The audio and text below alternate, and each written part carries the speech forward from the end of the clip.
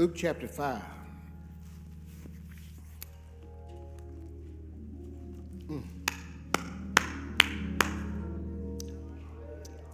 Hallelujah.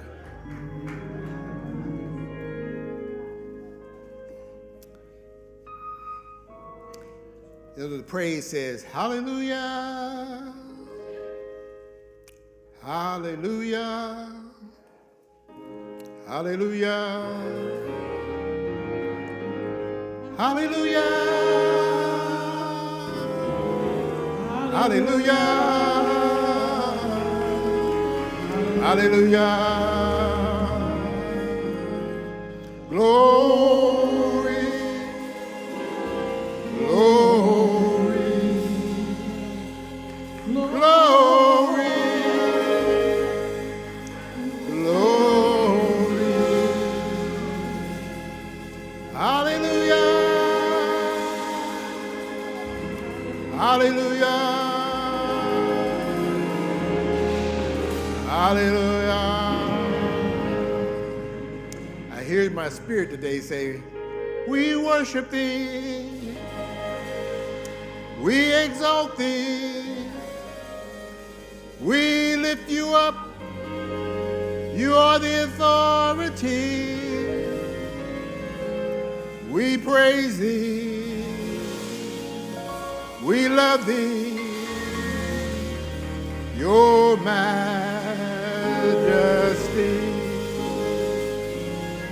We worship thee, we exalt thee,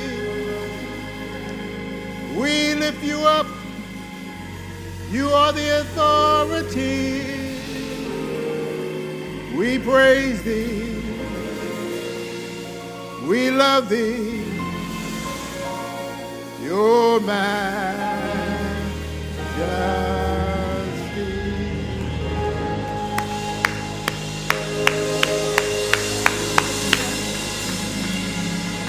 I love you, I love you, I love you, Lord, today, because you care for me in such a special way. That's why I praise you, I lift you up, and I magnify your name.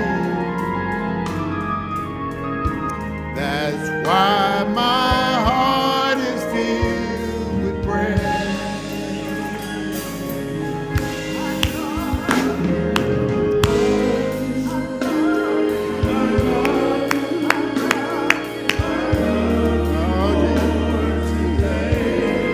Oh God.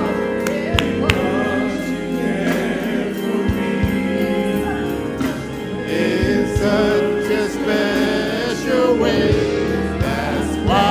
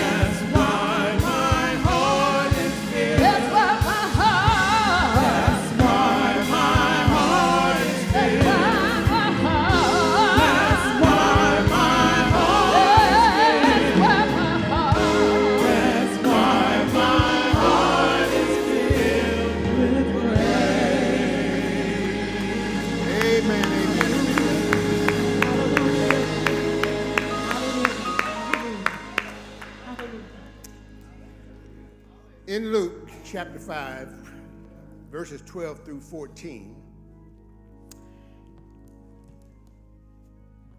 It reads, "And it came to pass, when he was in a certain city, behold, a man full of leprosy, who seeing Jesus fell on his face and besought. He begged him, he pleaded with him, saying, Lord, if thou wilt, if you want to, thou can make me clean. And he put forth his hand and touched him, saying, I will, be thou clean. And immediately the leprosy departed from him. And he charged him to tell no man, but go and show thyself to the priest, and offer for thy cleansing, according to Moses, as Moses commanded, for a testimony unto them." I want to talk from this subject today. I want to talk about the living dead. The living dead.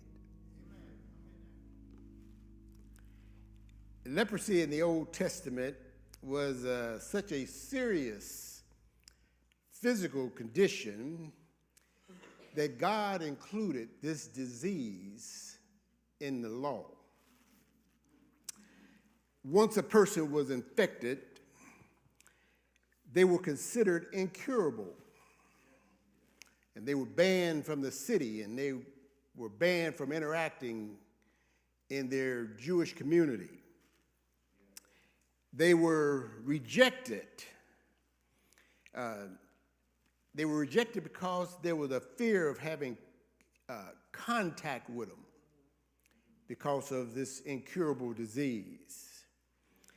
And they were not allowed to be in crowds or walk through the city. And they were not allowed to touch anybody. And as they went through the city, they had to have a mask over their upper lip, and they had to cry out as they was approaching folk, calling themselves unclean, unclean, to warn people, here I come. You know, sort of like it was, but much more drastic as it was during a few years ago with COVID. Putting on a mask, protecting themselves so that you won't get COVID. In the Jewish community, lepers ran in packs, and they band themselves together because they all had something in common. And so leprosy was just as bad or even worse in the Jewish community as a person who touched a dead person. They were considered unclean. And so all in the Old Testament, there's only two individuals that the Bible give testimony to. They got cured of leprosy. One was Miriam, Moses' sister, who God punished for 7 days with leprosy for going against her brother, challenging his leadership of what God had instructed Moses to do. She thought she had a better solution for the nation than God had given to Moses. And so God showed her who's in charge by giving her leprosy for 7 days and coming back and curing her. Another one was Naaman. He was a heathen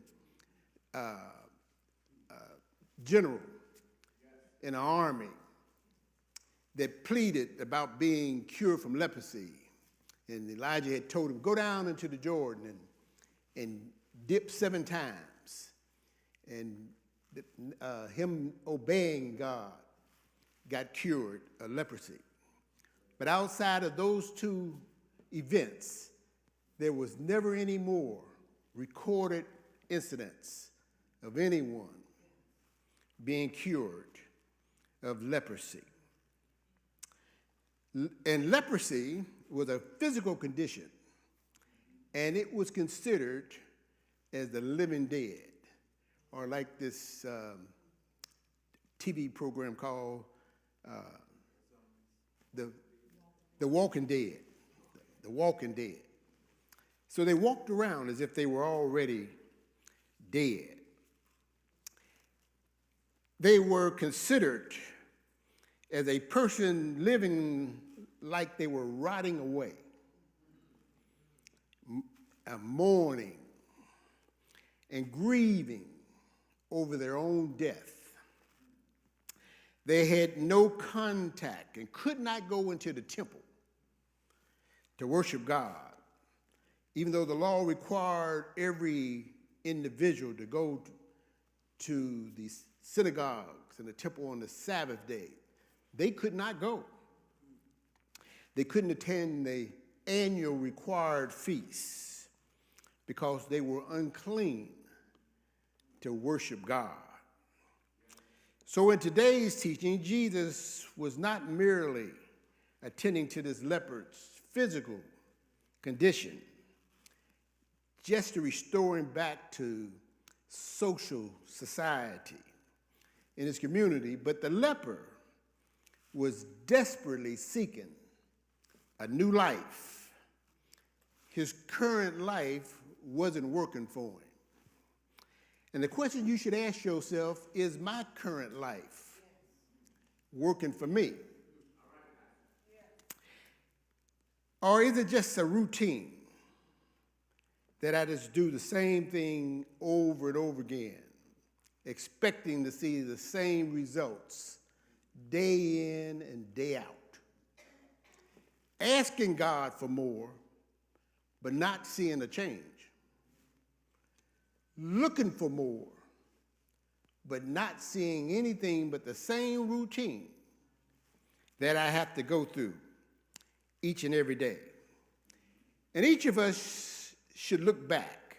I mean, really look back on your life and ask yourself, what has caused me to be in my current state that I have not done better, that I have not been able to create a change of conditions and circumstances, events, or am I just living my routine and living like the living dead? What you used to view as important, is it still important? Or is it what's holding you back and keeping you in the state that you're in because you come just to do the same routine over and over again? This leper man, he was very anxious for a change, but he was also focused because he knew his condition, and he was in a desperate pursuit to change his situation. He was looking for solutions to his problems. How desperate are you today to change your situation? When you have tried everything and everything has failed, it's time to make a change and try Jesus. It's time to make a change. So are you desperate enough to stop what you're doing and to pursue a solution to change your life? This leper was tired. He was tired of hanging around the same people with the same condition, comparing how awful stories with each other. He was tired of claiming victory, claiming change, name it and claim it, scriptures quoted, and not seeing the change.